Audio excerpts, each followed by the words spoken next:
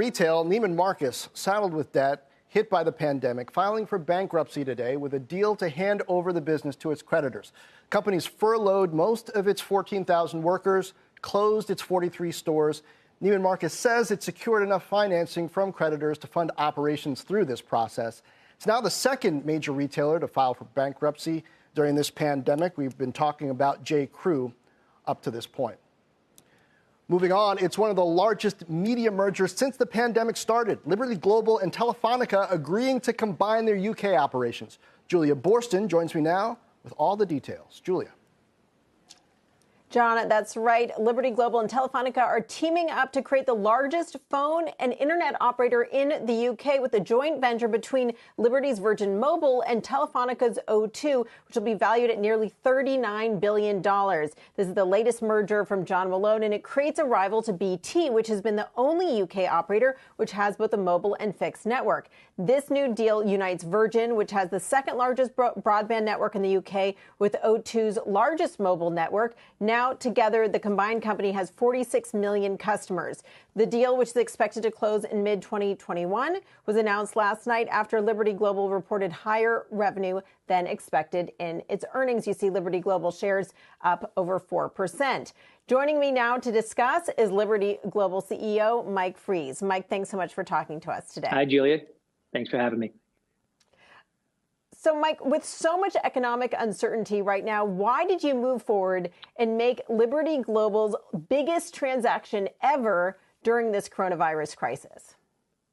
Well, that's a good question. To be honest, this transaction has been moving for quite some time. I would probably flip it and say that we didn't want to let the coronavirus and the pandemic stop us from completing what will be a great transaction for shareholders, consumers, and for government and for the UK.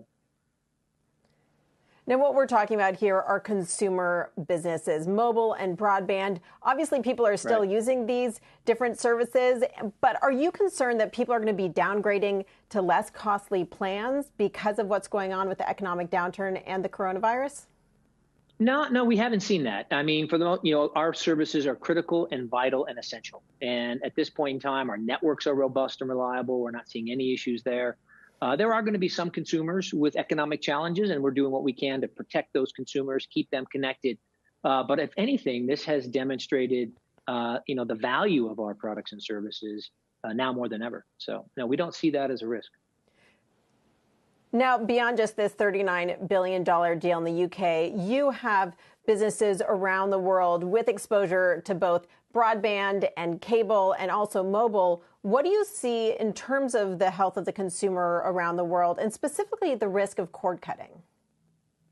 Well, I would say two things. Number one, the demand for broadband and connectivity has never been higher. So consumption on our networks is growing, 10, 20, 30, 40%, depending on where you are. So that's a positive thing.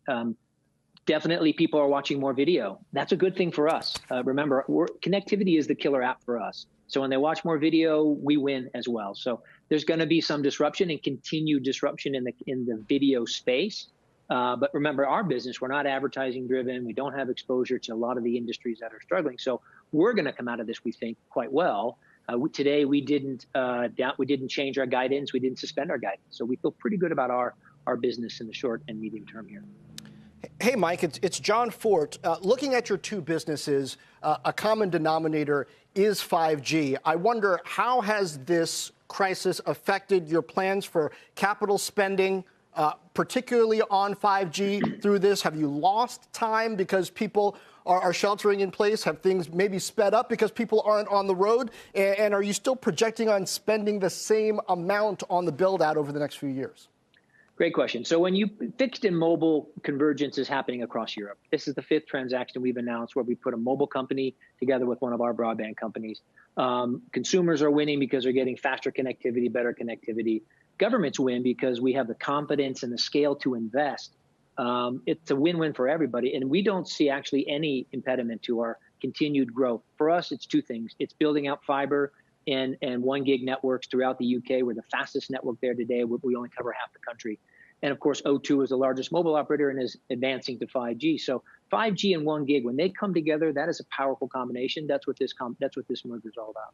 And what's your plan for marketing spend? Because operators like you guys are among the biggest marketing spenders. On the one hand, I guess one could argue people know they need this, so maybe you need to spend less. But on the other hand, you still want to drive business through this. So are you spending more? Are you spending just as much? We're finding that sales have trended down but are stable from pre-crisis, but churn or disconnects have also come down. So our business is stable. And I think all operators are really, just trying to keep the stability and the rational behavior in the market during this crisis.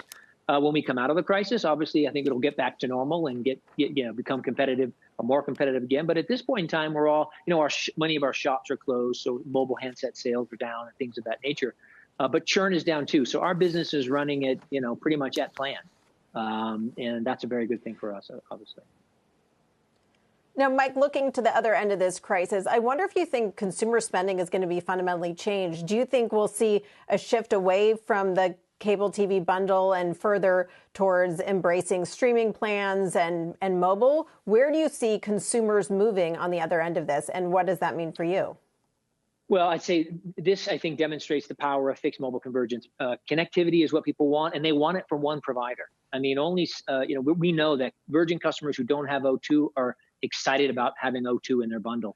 O2 customers who don't have Virgin Media broadband are excited about having Virgin Media broadband in their bundle. We've seen it in 8 other countries where we operate.